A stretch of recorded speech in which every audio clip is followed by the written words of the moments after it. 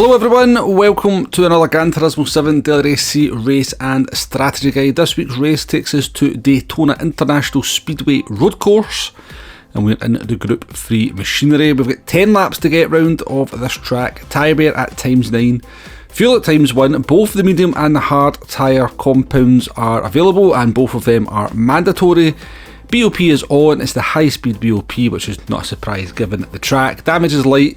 It's a formation start and slipstream is real. So yeah, we return back to Daytona Speedway road course in the Group 3 machinery, which happened to be the inaugural Daily Race C on Gran Turismo 7, albeit back then there was some issues with the game that meant we had to get some tuning in.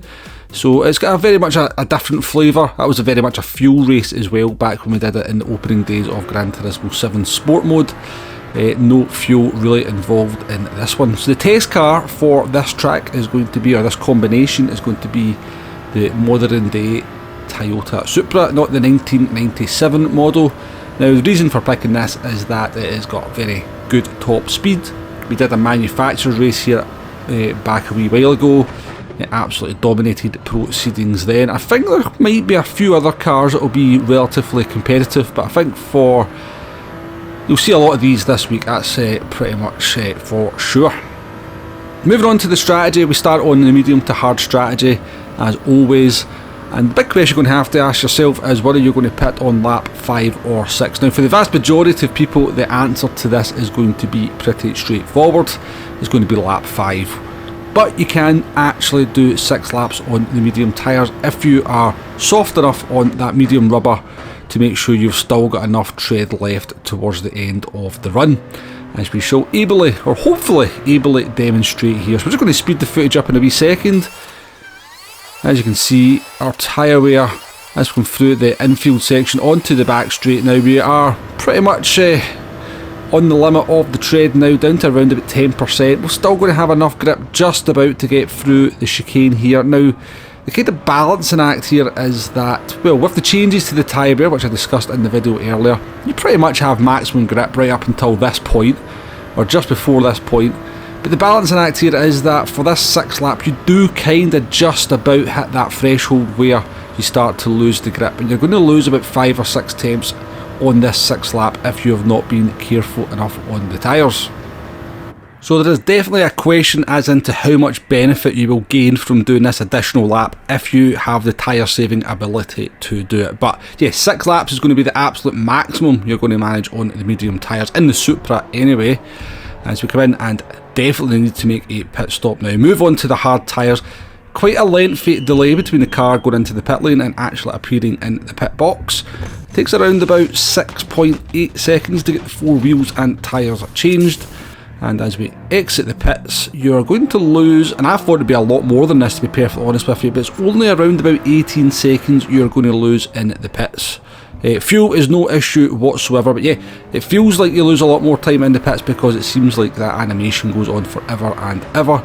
But it is only around about 18 seconds, but that's obviously long enough to mean that any kind of notion of a 2-stop strategy, 2 stints on the medium tyres, is out the window.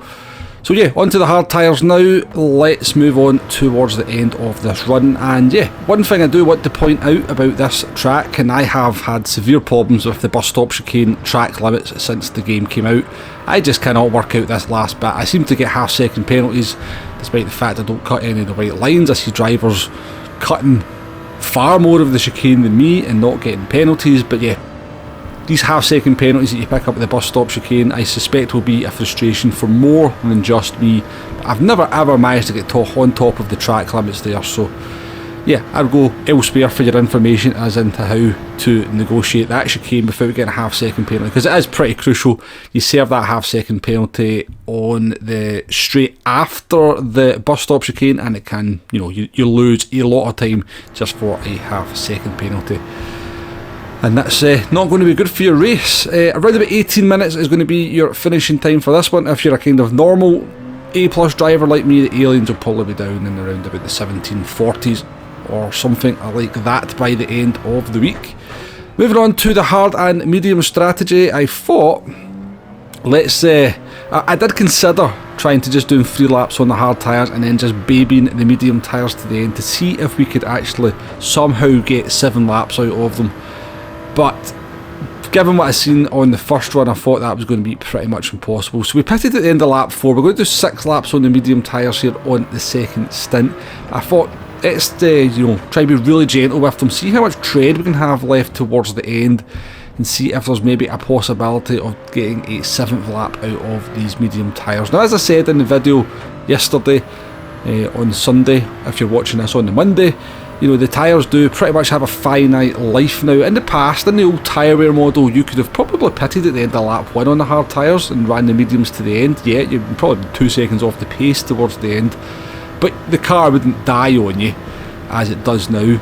Certainly could have done a 2.8, but with this new tyre wear model, I think even 7 laps is going to be beyond even the best tyre savers out there. We've came through the last chicane here to complete our 6th lap on these medium tyres on this hard to medium strategy. The tread's not terrible. I reckon we'll get halfway around though, maybe 3/4 of the way around, and we'd be in big trouble, and yeah, we would just probably struggle to get the car round to the end of the race. So yeah, I think 6 laps is probably the absolute maximum you're doing on the medium tyres. Certainly in the Toyota Supra, there will be some other cars out there, I guess. The BRZ and the RCZ, the Peugeot RCZ are incredibly light on their tyres, but I think in a track like this they will just absolutely die on the straights. In fact, I'm 99.9% certain that will be the case. That kind of much better tyre wear is just not going to be beneficial enough to outweigh how much time you will lose on the straights. I did want to test an MR car though, and the one that I chose to test was the 4GT LM Spec 2. It's the one that's got more horsepower out of the 2 old style 4GTs. And I just wanted to see, the MR cars are pretty good on tyre at the moment, just to see if it would be easier to get 6 laps out of an MR car. But before I managed to get to the 6th lap, yeah, the MR car decided to start doing some MR things as we came through the chicane. Got a little bit of a tank slapper, and yeah, a fairly big accident. At least we kept out the wall, but we were well into the boonies here. It took me ages to get it back on to the track. So that's the danger of the MR cars at the moment. In terms of lap time, actually quite competitive with the Supra, that 4GT. So I'm quite hopeful that there might be a few cars that can compete with that Toyota Supra in terms of lap time at the very least. In terms of straight line speed, might be a slightly different story. I'm going to go with the Nissan Silhouette. Should be pretty good in the third sector, but I think it will really struggle through the twisty stuff. We jump back into the 4GT though, and just to see if we could get these 6 laps out of this car, and yeah, actually not too bad at all. We're coming here to complete the end of lap 6 in the 4GT. We've definitely got more tread on the tyres than the Toyota Supra at the same point, but I think again you're just about coming into that area on the second part of the lap where the tyre wear becomes enough to actually start affecting grip. So you can do 5 laps at pretty much maximum grip and speed, and then this 6th lap you lose a little bit of time. So again, it's that balancing act. Are you gaining enough on that last lap on the medium tyres, the 6th lap, if you're capable of doing it over a fresh hard tyre to make it worthwhile? If you can kind of look after the tyres a little bit better than I did there, then absolutely that would be the case. But I think for most people, the dangers of running out of tyre probably outweigh the benefits of the time gained by getting that extra lap on the medium tyre. But that's pretty much it for this one.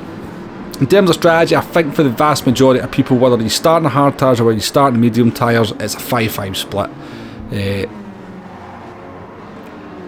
Certainly pad players, I think you are not going to be able to get anywhere near doing that 6th lap, and I think for a lot of people even on the wheel and pedals you'll be struggling to get that 6th lap as well. But the 6th lap is definitely possible if you're good enough at looking after your tyres, if you have a style that's natural enough and gentle enough in the tyres.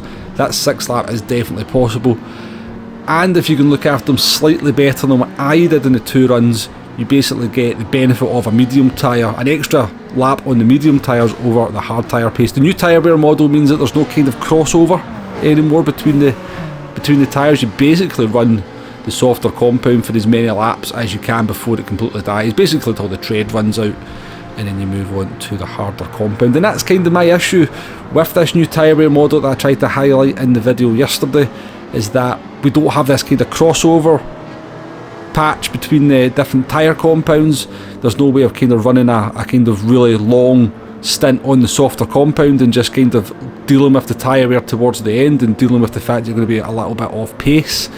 Yeah, so that's, hopefully this one kind of highlights the problems with the new tyre wear model in some ways. You know, in the old one you could have probably ran the medium tyres for 7, 8, 9 laps if you really wanted to, but with this new tyre model you're pretty much limited to 5 laps for most people and 6 laps if you're reasonably decent on tyre wear.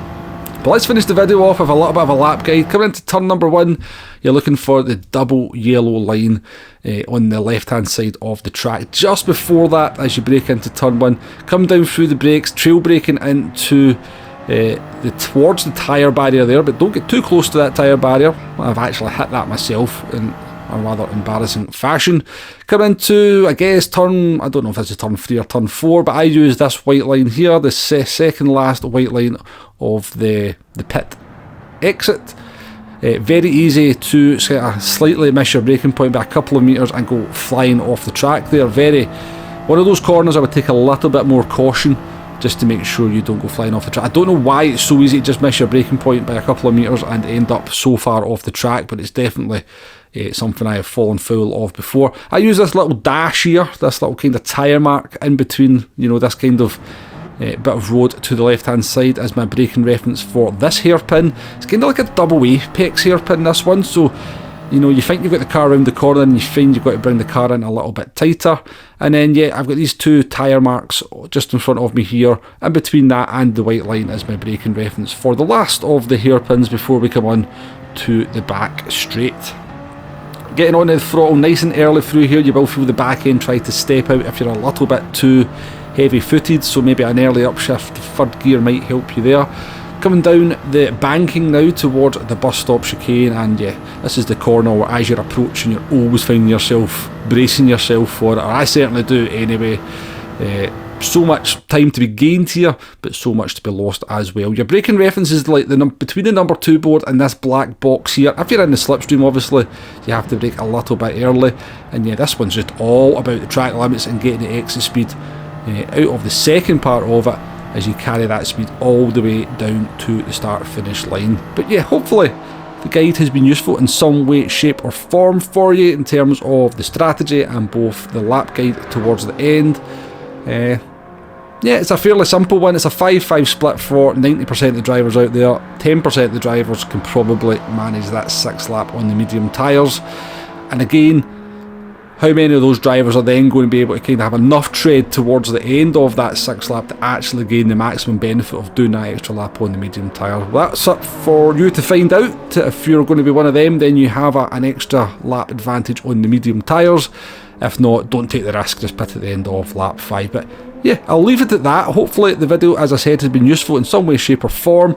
I will be back live streaming this one this week at some point, so do join me for that if you can. Apologies if you've been looking for some live streams over the last couple of weeks and I have been a little bit MIA. Kind of explained my reasons for that in the video regarding the tyre wear after update 1.20. But yeah, I appreciate it if you've made it to this part of the video. If you have, I guess it's not been too bad. You've maybe liked the video. Feel free to hit that like button, hit that subscribe button if you're not already a subscriber. Thank you very much for watching. Shall catch you on the next one. Goodbye now.